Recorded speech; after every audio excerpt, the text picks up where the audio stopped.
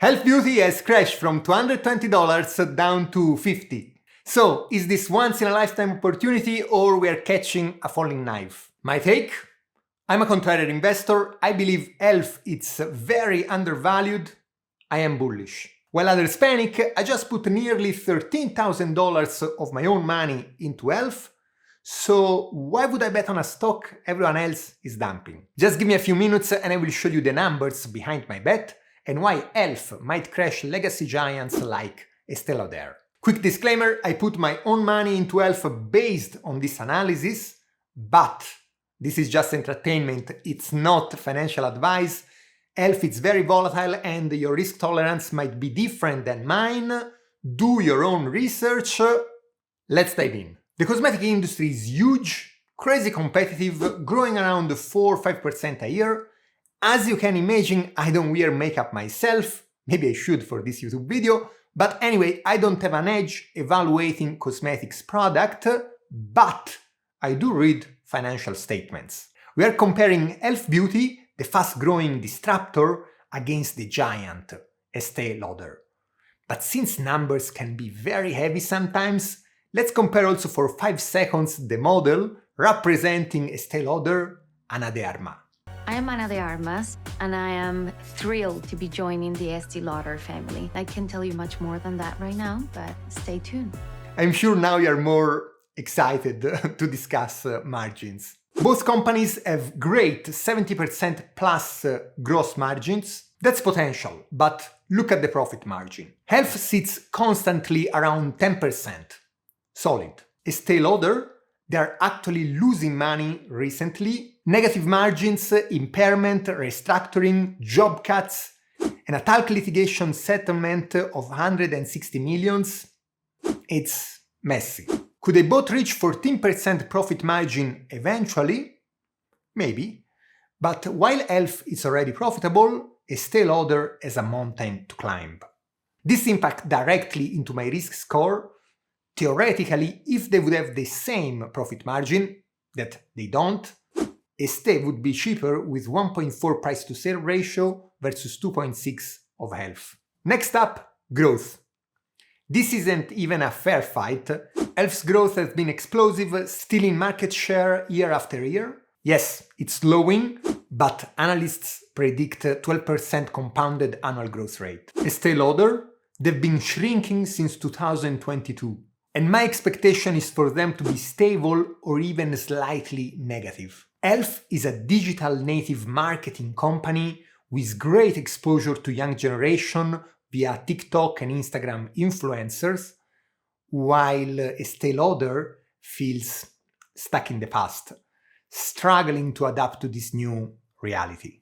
For example, Ana de Armas, super pretty, but instead of a traditional model, Health used a Paralympic champion athlete like Anastasia Pagonis for its commercial.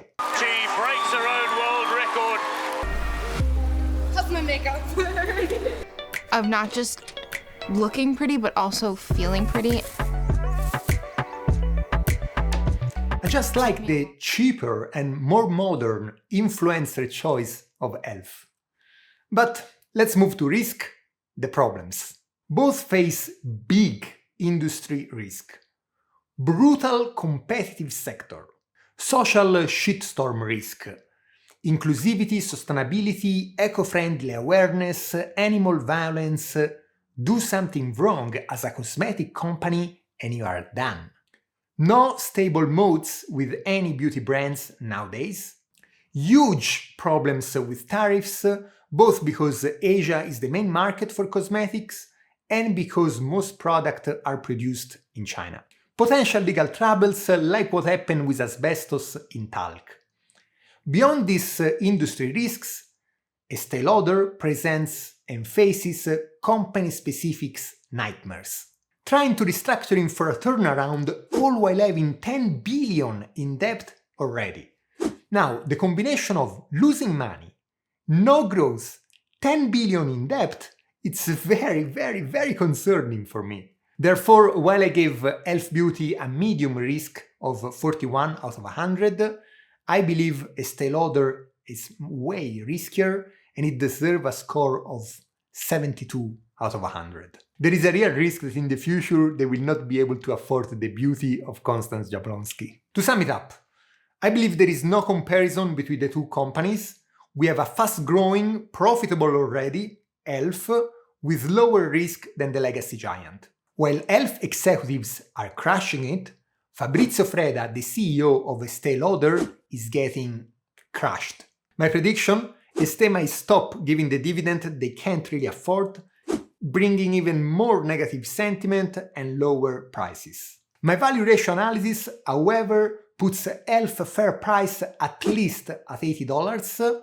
Given the current price around 60, that's serious upside potential. The market panicked on the slowdown without considering the underlying strength and relative value. For me, that's an opportunity, that's why I bought 200 shares. It's a calculated bet, a smaller part of my portfolio compared to Abercrombie, for example, that's much cheaper, or Airbnb, that's way less risky in my opinion. Check out my last video. If e.l.f. price suddenly rises to $100 after earnings, maybe I take profit. Let's see, but let's just say that I'm happy holding while they execute. What do you think about e.l.f. Beauty?